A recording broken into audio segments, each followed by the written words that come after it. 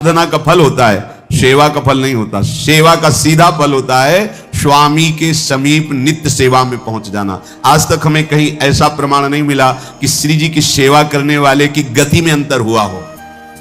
कहीं भी ऐसा साधना से भ्रष्ट होते तो देखा गया, लेकिन श्री जी की परिचर्या करने वाला श्री जी को प्राप्त नहीं हुआ, ऐसा हमें अभी तक प्रमाण नहीं मिला। ये श्री राधा मोहन जी के आराध्य देव थे, आस्करन जी के, और ये सेवा में मगन रहते। देखो जब आप ठाकुर सेवा, जैसे आपको कि अब हम सेवा में रहेंगे तो हमारा काम कौन करेगा, तो पूरी सृष्टि तुम्हारे काम से चल रही है, तुम्हारे चलाए चल रही। अरे कुछ समय, घड़ी दो घड़ी तुम ऐसी निकालो जिससे एकांत चित्त से आनंद पूर्वक अपने लाडले ठाकुर को दुलार कर सको। उनको श्रृंगार करो, भोग लगाओ, आरती करो, चार परिक्रमा करो, साष्टांग दंडवत करो। जीवन का परम लाभ है ये। पर नहीं, आप खाएंगे हलवा, गरम गरम पकौड़ी, चाय, और ठाकुर जी के सामने वो सफेद वाले दाना नहीं आते, चिरौड़ी रख दो। अरे भाई तुम क्या कर रहे हो, चोरी कर रहे हो तुम। घर में ठाकुर विराजमान, घर के मालिक विराजमान है, हमें जल्दी ऑफिस जाना है, गरम गरम परेठा ये वो सब, और ठाकुर जी के सामने। हम तो देखते हैं जैसे कोई ठाकुर जी के दर्शन कराने के लिए लाता है तो चार टाफी, वो भी प्लास्टिक से लिपटी हुई, मतलब देख केवल ले, खा भी नहीं सकते हो क्योंकि प्लास्टिक लगी हुई, ऊपर कवर एकदम ऐसे रखे हुए हैं। वो बोले हमारे लड्डू गोपाल हैं। जब गोपाल हैं तो टॉफी खोल पाएंगे क्या? अगर आपको टॉफी पवाली है तो आप खोल करके सुंदर एक कटोरी में रख करके दो। ऐसे चार दाने चिरौरी रख दिए, कटे हुए मिश्री के टुकड़े रख दिए।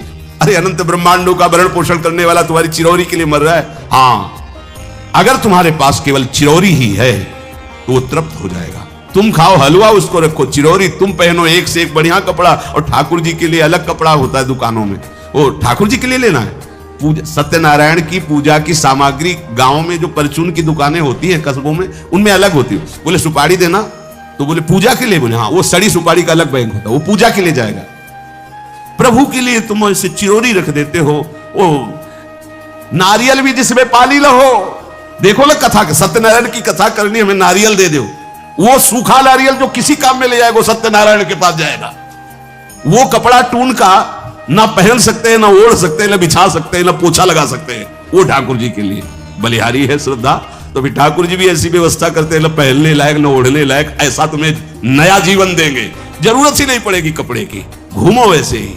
हाँ, जरूरत ही नहीं पड़ेगी, अन्य योनिया नहीं, कोई जरूरत नहीं है, घूमो। इसलिए सावधान। भगवत सेवा का तात्पर्य है उत्तम भोग लगाए मोर मरकट को सिद्ध। स्वामी जी महाराज परम विरक्त, वैराग्य की चरम सीमा स्वामी श्री हरदास जी, लेकिन उत्तम भोग लगाए ठाकुर जी को। उत्तम तुम्हारे पास जो कुछ है उसमें सबसे बढ़िया भोग बनाओ।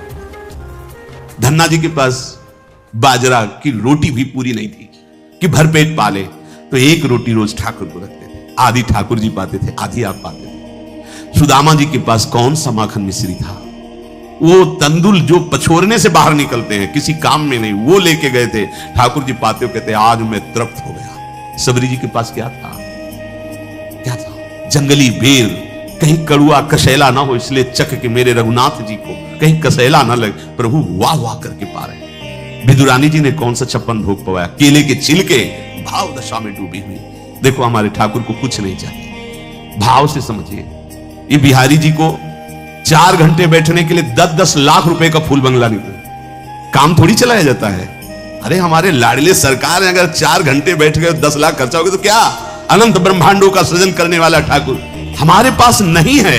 तो ठाकुर जी को आपका भाव चाहिए, और आप तो सो बढ़िया पलंग में, और ठाकुर जी को एक छज्जा में विराजमान किए, छज्जा में ऐसे उतर नहीं सकते, मतलब कूदे तो वैसे ऊंचे, अगरबत्ती दिखा दी आप तो नहीं। अपने लाडले ऐसे प्यार करो, ऐसी जगह सिंहासन रखो कि उतर कर अगर आपके वन विहार करना चाहे तो उतर लेना, ऐसा विराजमान आराम से। ओ एकदम वो सिर्फ दीवार में ऐसी जगह, या तो बाहर वाले कमरे में, अपने कमरे में तो ठाकुर जी रहेंगे ही नहीं।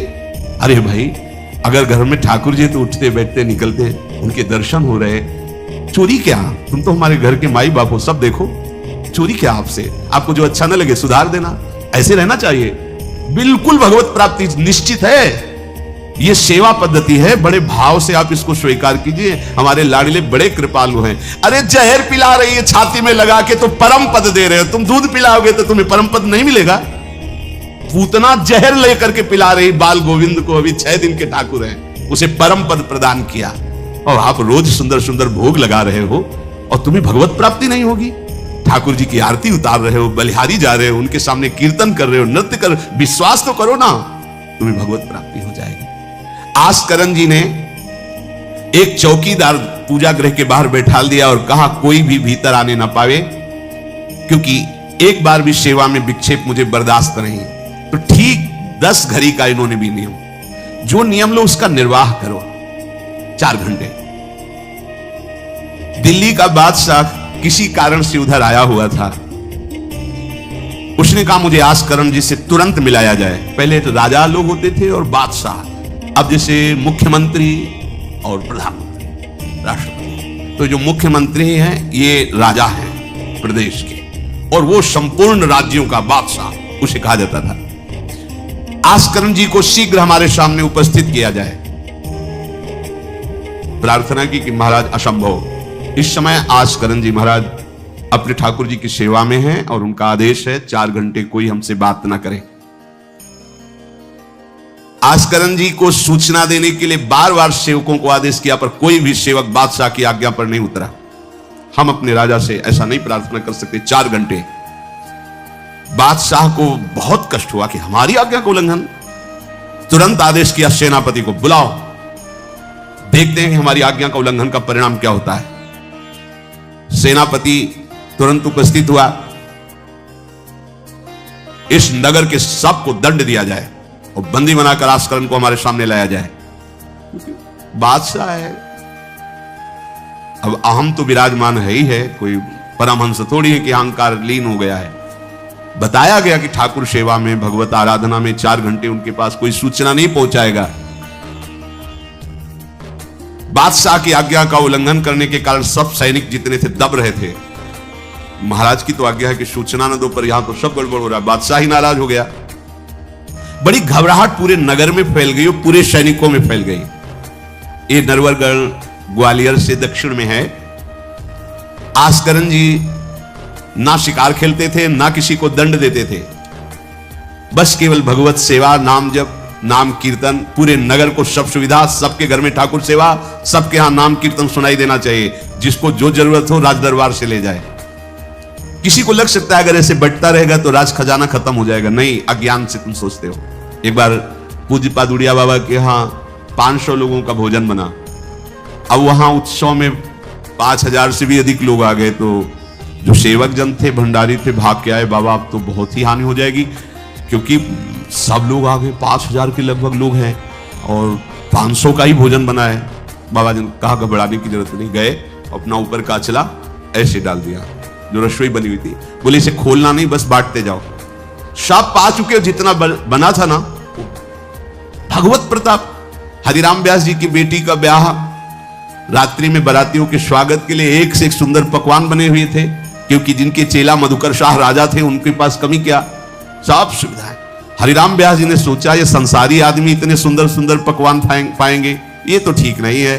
वृंदावन के संत जन लेंगे तो अपने ठाकुर का भोग लगाएंगे, पाएंगे, कीर्तन करेंगे। कोतवाल को बुलाया वृंदावन के और कहा सब वैष्णवजनों को कह दो कि तुरंत आ जाओ, रमनिया ले जाओ। देखो कैसी भावना है, बेटी का ब्याह है। बोले संसारी आदमी बाराती क्यों पाएंगे। अब आप हो तो कहते हैं अरे इज्जत चली जाएगी, बाबा जी को खवाने से क्या इज्जत है, बारातियों को खवाएंगे तो इज्जत बनेगी। ये किसकी, देहाभिमानियों की। और अपनी इज्जत क्या है, श्यामा श्याम। अगर रसिकों को पवाएंगे तो हमारी इज्जत बन जाएगी, श्यामा श्याम प्रसन्न हो जाएंगे। तो श्यामा श्याम प्रसन्न हो जाएंगे, बाराती भूखे रहेंगे, ऐसा कैसे हो सकता है, ऐसा हो ही नहीं सकता है। हरिराम व्यास जी के, अब उनके लिए तो कोई रोक नहीं, उन्हीं की बेटी का तो ब्याह है। जो भंडारे में सब जमा थे, लड्डू, गुलाब जामुन, ये वो सब भर भर के अमनिया, ले जाओ ले जाओ। अब ब्रजवासी संत जन सबको बांट दिया, पर जितना भंडारा था उतना ही बना रहा। कर तुम अकर तुम अन्यथा कर तुम सर्व समर्था सा ईश्वरा। तुम प्रभु के लिए समर्पित हो तो तुम्हारे यहां हानि कैसे हो सकती है कि हम भाई ठाकुर सेवा में समय देंगे तो हमारा काम बिगड़ जाएगा, ठाकुर जी की भोग राग की बात करेंगे तो पैसों की कमी हो जाएगी। पक्की मूढ़ता है ये, ऐसा व्यापार है ठाकुर सेवा, संत सेवा। ऐसे करो और कई गुना बढ़कर के हाथ में आ जाएगा, देख लेना। क्योंकि सब दुखों का कारण पाप है, और जब ठाकुर सेवा, संत सेवा, तो इससे पाप नष्ट होते। जे ही पाप नष्ट हुए, सुख का मार्ग खुल गया, पर अज्ञानी जानता नहीं है। अब बादशाह के आदेश से हड़कंप मच गया। कही के पठाई कहो कीजिए लड़ाई, सुनी रुचि उपजाई चली पृथ्वी पति आयो है। पर्यो सोच भारी तब बातियों विचारी कही, आप एक जावो गयो अचरज पाई है।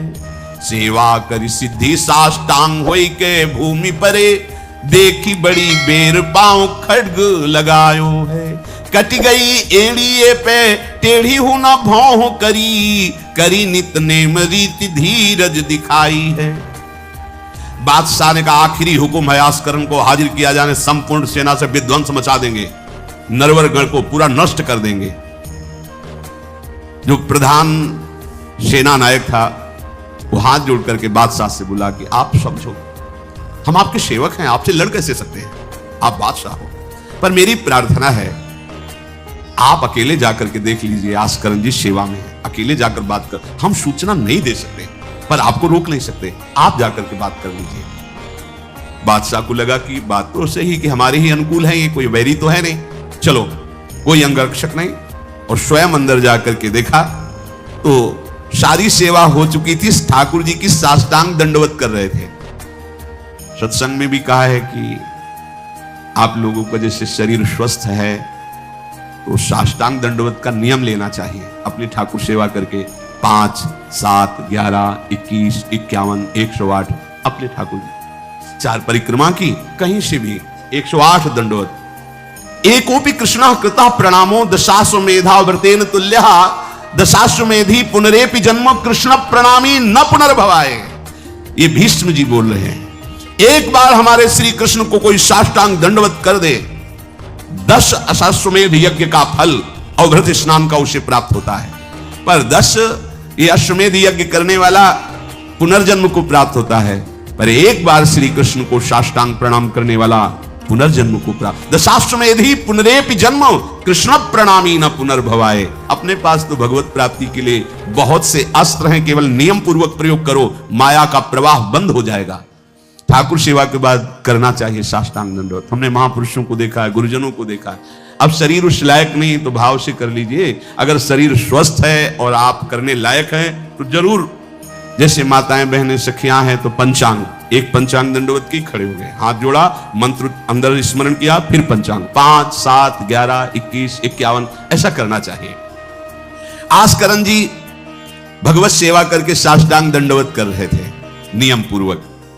अब ये तो पता चल गया कि कोई आया है, पर ना नजर दी ना बात की, ना रुके, उठे साष्टांग दंडवत, फिर उठे, फिर साष्टांग दंडवत। बादशाह खड़ा देखता रहा, ये तो ना हमारी तरफ देख रहे हैं ना बोल रहे हैं, बहुत देर हो गई, चुपचाप। पद का अभिमान होता है। अब वो बादशाह ठहरा, खींची तलवार म्यान से निकाली और जब साष्टांग हुए तो मारा ऐसे तो एड़ी उड़ गई, कट गई एड़ी आस्करण जी की। लेकिन आस्करण जी ने ना दंडवत रोकी ना मुड़ करके देखा, खून की धार बह रही। निष्ठा देखिए, यह है अनन्य भक्ति की निष्ठा। नहीं कहा कि अब रुक गए, कुछ नहीं, वैसे ही खड़े हुए, फिर साष्टांग दंडवत, फिर खड़े हुए, खून से लथपथ हो रहे, कोई कष्ट का अनुभव नहीं दिखा रहे कि आओ कहे या पीछे मुड़ करके देखे। अब तो धैर्य छूट गया बादशाह की, ये मेरे से तो अपराध हो गया, ये कोई नाटक नहीं कर रहे, ये तो सच्ची में महान भागवत है।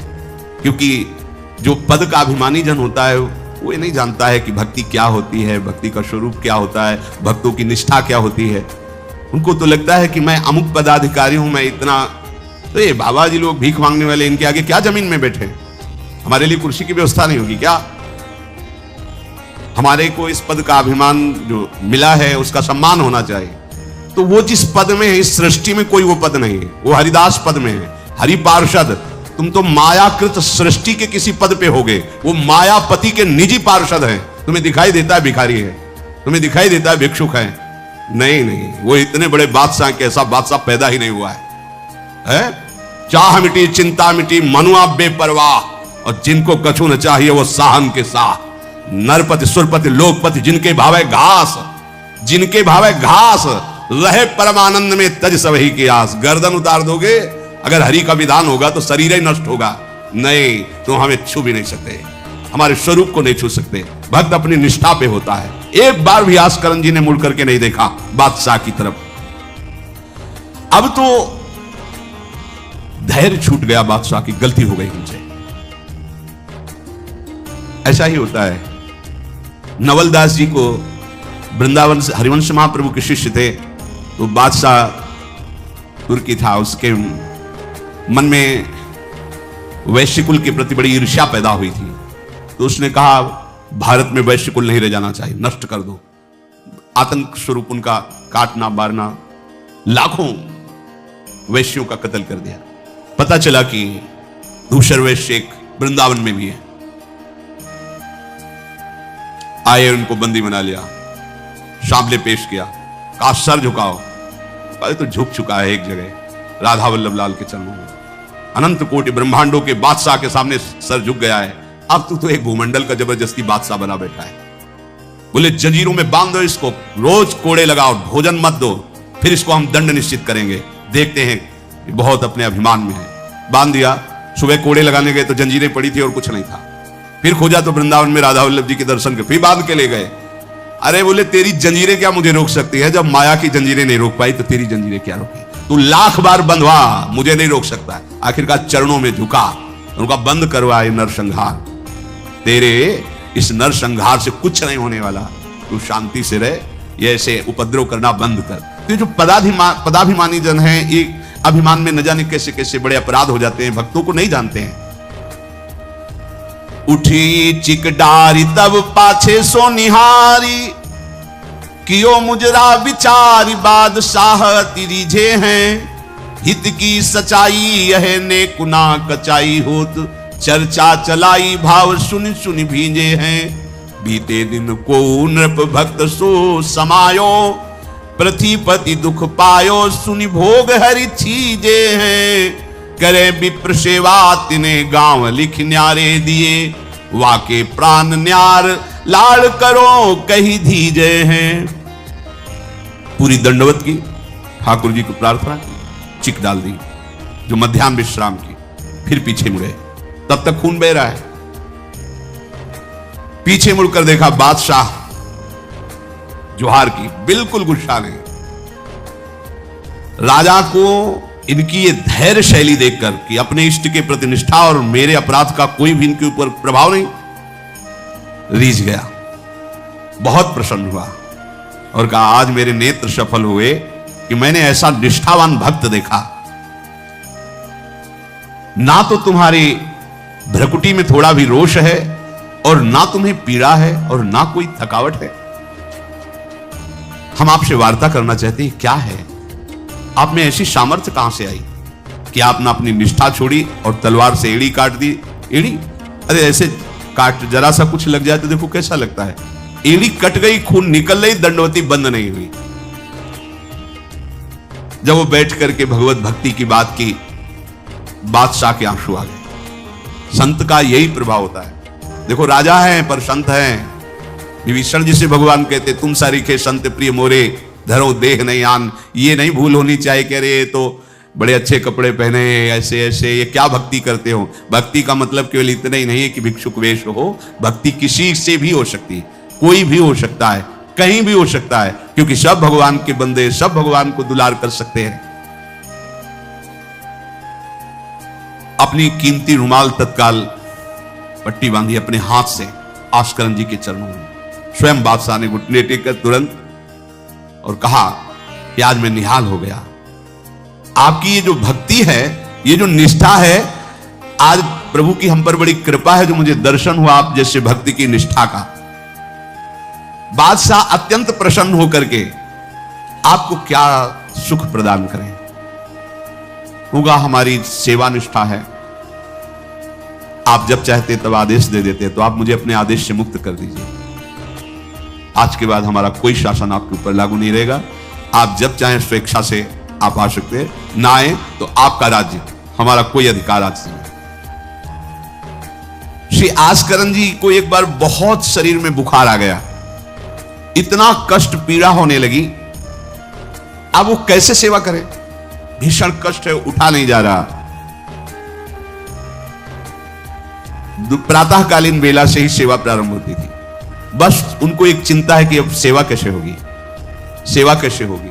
उसी शिथिलता में भगवान अपने निजी सेवक में जो और परिचर्या करने में थे उनको आदेश किया, चरणामृत पिला दो, ठीक हो जाएगी। वो रात्रि में ही चरणामृत, महाराज ठाकुर जी ने कहा चरणामृत आप, जो ही चरणामृत पिया शरीर का रोग नष्ट हो गया, स्वस्थ हो गए, सुबह सेवा में गए। इसलिए आप लोगों से प्रार्थना करते हैं, अकाल मृत्यु हरणम सर्वव्याधि विनाशनम श्री कृष्ण पादोदकम पीत्वा पुनर्जन्म न विद्यते। मान लो भैया, एक डॉक्टर औषधि देता है, पैसे लेता है, फीस के पैसे भी लेता है, और ना फायदा करे तो भी उसी दवाइयों का तुम आश्रय लेते हो। हम कह रहे हैं कि संसार से मुक्त होने के लिए चरणामृत सिद्ध औषधि है। रोज चरणामृत ठाकुर जी का पियो, कोई पैसा नहीं लगता। बिहारी जी, राधा वल्लभ, राधा रमण, जहां चाहो, बड़े उदार ठाकुर। चरणामृत, अगर इतना चरणामृत मिला उसमें आप 1 लीटर जल मिला लीजिए, चलता रहेगा। जब कमी लगे फिर जल मिला लीजिए, चरणामृत ही रहेगा। आप वर्षों इतने चरणामृत को पी सकते हैं जल मिला मिला के, अकाल मृत्यु नहीं होगी। समस्त रोगों के नाश करने की सामर्थ्य चरणामृत में है। कोई भी व्याधि आपको परास्त नहीं कर पाएगी। और पुनर्जन्म न विद्यते, हम भगवान के धाम में चरणामृत के प्रभाव से चले जाएंगे। अब इस पर श्रद्धा कितनी है देखो, आप 10 बार वर्णन किया होगा। नियम से चरणामृत पियो, अपने ठाकुर जी का, श्री जी का चरणामृत पात्र में रख लो, 2 बार 3 बार दिन में पियो। चरणामृत आपको अकाल मृत्यु हरणम सर्वव्याधि विनाशनम श्री कृष्ण पादोदकम पीत्वा पुनर्जन्म न विद्यते। एक बार किसी विपक्ष राजा ने आक्रमण कर दिया आस्करन जी के ऊपर। आस्करन जी के जब बात पता चली कि वो आक्रमण, तो उन्होंने कहा प्रभु हमसे मार काट नहीं होगा, सब में आप विराजमान हो, अब हमसे नहीं हो, या तो राजपद हटाओ, मुझे कहीं एकांत ले चलो, मैं आपके लिए रोऊं तड़पूं। अब ये सब नहीं होगा कि अब हम फिर तलवार उठाएं, मार काट शुरू करें। पर अंदर से आया कि तुम राजा हो तो प्रजा की रक्षा करना तुम्हारा कर्तव्य है। तो उन्होंने पूरी सेना सजाई, जानते हो कैसे? सब मंजीरा लो और स्वयं बोले नाम कीर्तन करो, राधा वल्लभ श्री हरिवाल श्री वृंदावन श्री। कहां जा रहे हैं? बोले युद्ध करने जा रहे हैं। ऐसे युद्ध होता है। प्रभु से कहा हमसे मारकाट होने वाली नहीं, जब हमारा कर्तव्य है तो हम ये कर्तव्य कर रहे हैं। राधा वल्लभ श्री हरिवंश, राधा नाम कीर्तन।